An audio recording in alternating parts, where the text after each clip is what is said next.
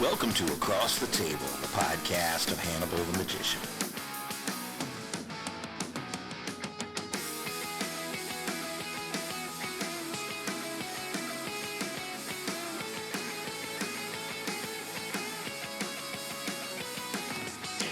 Hi there, and welcome back, and I'm glad you're here.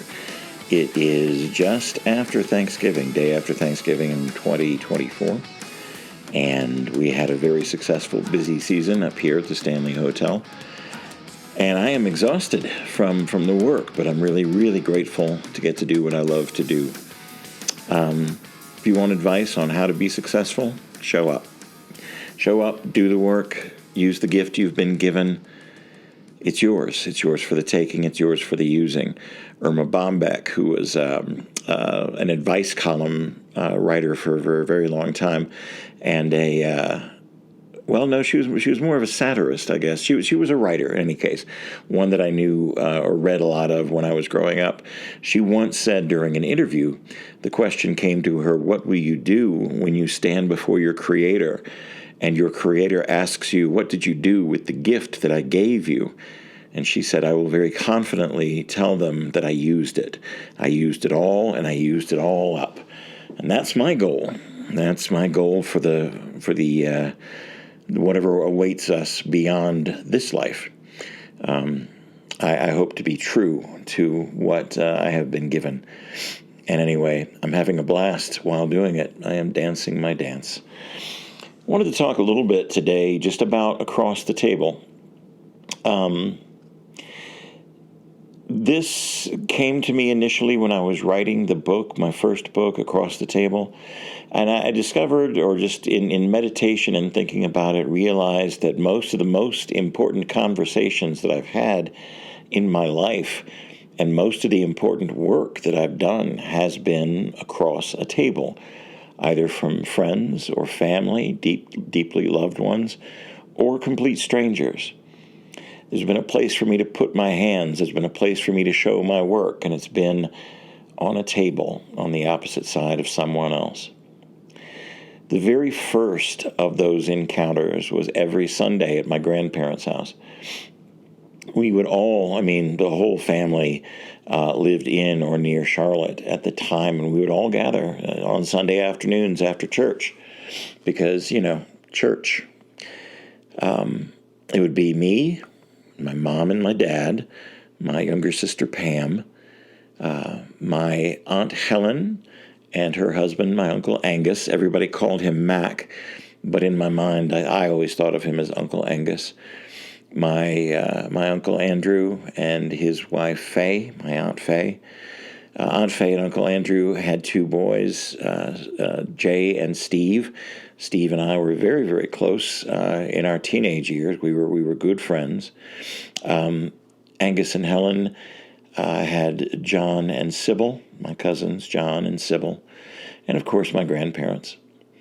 And all of us would gather at a couple of tables, and we'd talk about what was going on in the world and what we had learned at church and what all the kids had learned at school, what we were studying and what we found important. I like to say that a lot of where I am today started off at that kitchen table. I learned a lot about life lessons. I received the very first novel that I ever read sitting at that table. I was there reading like comic books or something after all the dishes had been cleaned away, and I was either doing like a puzzle book or something. I was 10 or 11, and my uncle Angus came into the kitchen, and he handed me a paperback book with a rabbit on the cover, and he said, "I just finished reading this, and I thought about you the entire way through it." And it was a paperback copy of Watership Down by Richard Adams. And I thought, okay, and I started reading it and devoured it all the way through.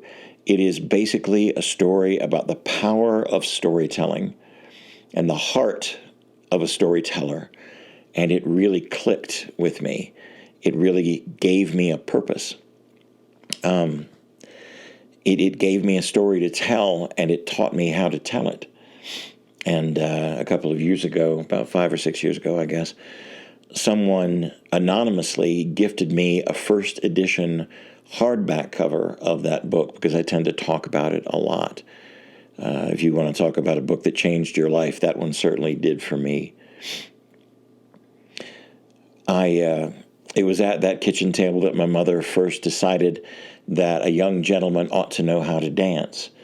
And so she signed me up for dance classes, put my feet on stage for the very first time. And I was given some really fancy clothes and some tap shoes and some other fancy shoes. And I spent weeks and weeks and weeks in a group of I think, about 12. There were 6 boys and 6 girls. And we learned tap and modern and jazz and a little bit of ballet. And my father took a film of the recital that we did, and among the many different acts, my age group did 3 songs, did 3 little presentations, all under like 2.5 minutes. It was all very, very brief.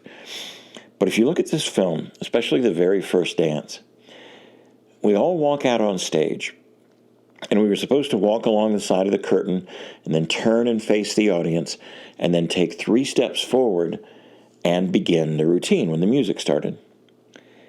And if you look at that film, you see us all walk out on stage, and everybody turns to the audience, and 11 of the 12 freeze.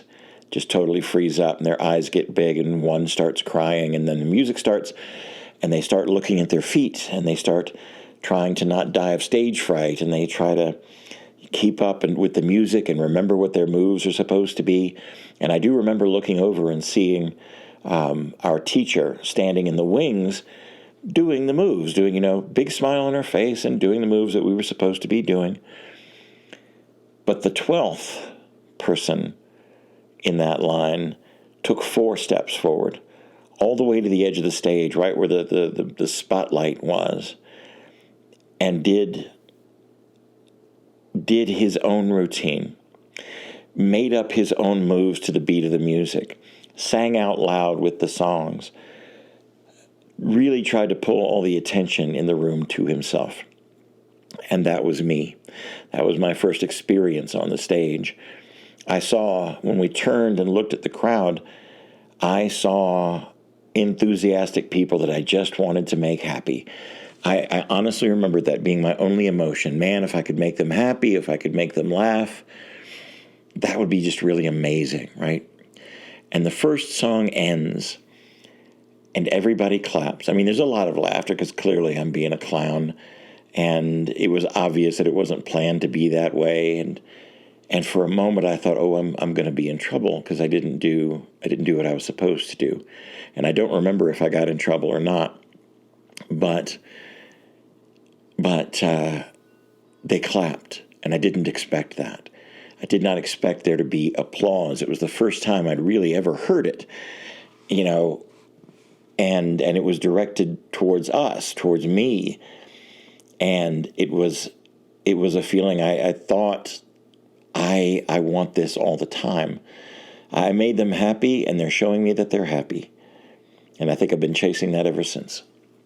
I was 6 or 7 years old at the time, but that's where the whole journey began, where the first steps were taken. My Uncle Angus, on a regular basis then, started giving me books that he had finished that he thought that I might enjoy. And most I did. There were some that I didn't much care for. Some were way ahead of my time. I do remember that like the second or third book that he gave me was The Shining by Stephen King. And again, I'm 11 or 12, at the time, very, formative. And it was another book that I could not stop reading. It was another book that I just devoured. It scared the hell out of me. It showed me a whole different kind of book that I had never cracked the covers of before. I had read, the books appropriate for my age, and in the Hardy Boys and the Nancy Drew books, I had definitely read those. But The Shining showed me a whole different, like you could write about anything and you could really tap into someone's feelings. And then, as fate would have it, 50 some odd years later, I'm working in that hotel. I'm performing in that hotel. I'm a featured performer in that hotel that I first read about when I was just a kid. I mean, is that foreshadowing? Is that blind luck? What does that mean? What does all that lead to? All I can tell you is that I followed my path, and sometimes it hurt me, and sometimes it hurt people that I cared about, and sometimes it ripped my entire life apart, and I had to start over. But everything has been worth it. The adventure, the story that I'm writing myself, the life that I have lived. And one of the lessons that I learned is that it is okay to embrace things. It's okay to become attached to things with the realization that nothing lasts forever, including life. Death is a substantial part of what life is, and we use our life to celebrate itself. And because of death, we can appreciate it more, I believe. Right now is the time to love. Right now is the time to live. The only thing we own is the moment that we're in. It is the time to offer help and kindness and joy and forgiveness. There is so much more in the world that binds us than divides us. At least that's true from my perspective. Yeah, the world is dark. Yes, it's hard. Yes, there are people that it seems like their only goal is to tear things apart. I want to lift them up. I want to hold them up in the sun. I want to take my heart out on a stage and put lights on it so that people can see what it is. And at that point, you can decide whether or not I'm worth listening to. I do appreciate you listening to this. My goals for the immediate future are to do one of these a week. One podcast of Across the Table a week, and also to start a different podcast about the events that happen in the seance chamber at the Stanley Hotel. The job that I'm doing right now, the magic that I'm doing at the Underground, a more focused behind-the-scenes look at what happens in my life during my performance. This one, Across the Table, is going to be about life experiences, as it always has been, the time off stage, and the other one will be about time off stage and backstage, or on stage and backstage, as it were. I believe it's going to be called Last Night in the Chamber, and we'll see where it goes. But a little more public, a little more effort put into these kinds of stories, because I'd like to live a little longer. And I was once told that as long as they tell your story, you're not really that far away. So after I am gone, perhaps these will serve as some kind of a diary, or maybe it'll instigate stories that other people will tell, or maybe it'll inspire you to tell a story of your own. Whether you're putting music in the air or paint on a canvas or words on a page, or whatever the gift you have been given is, drink deep from this cup. You only get the one, so enjoy it, savor it, feel the feeling, and tell other people about this journey of your own. I believe in you. Don't let fear keep you from the joy of life. Don't live in the fear. Well, that's enough for me for now. I am not used to talking this long into a microphone attached to a camera. I do appreciate you listening. Please share, like if you wish, make comments. Any comments that you make, I will address. Any questions you have, I will address in future podcasts. I am dedicated to sharing my heart. And sometimes I'll share too much, and sometimes it'll be too vague, but it will always be honest. As honest as I can make it, anyway. I do have the occasional time to embellish now and then, as any good storyteller might. That's my story. I hope there's love where you are. See you later. I may not know exactly where this road is taking me, but I know I'm exactly right where I'm supposed to be. The journey is long, full of joy and pain, but as long as you're smiling, I'll stand in the rain. I have nothing left to give other than love. And the funny thing about it is, love is everything. I hope there is love where you are. I hope there is love where you are. I may be a liar full of tricks, but if you open up your eyes, you would see nothing but the truth behind all of my lies. I broke every rule and I rolled every boulder.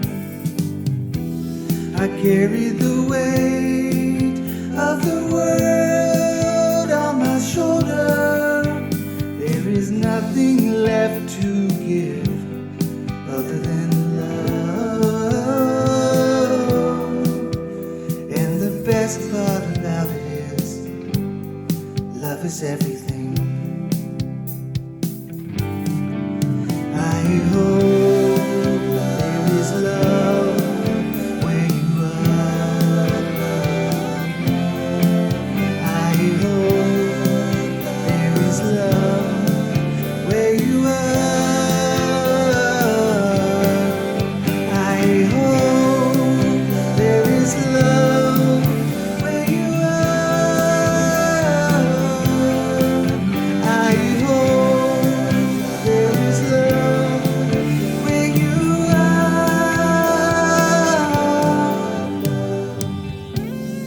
Anyone can wave a wand and make the heartache disappear, then call it art. But without heart, you've got nothing but illusion. Anyone can wave a wand and make all their heartache disappear and call it art. But without heart, you've got nothing but illusion. I hope there is love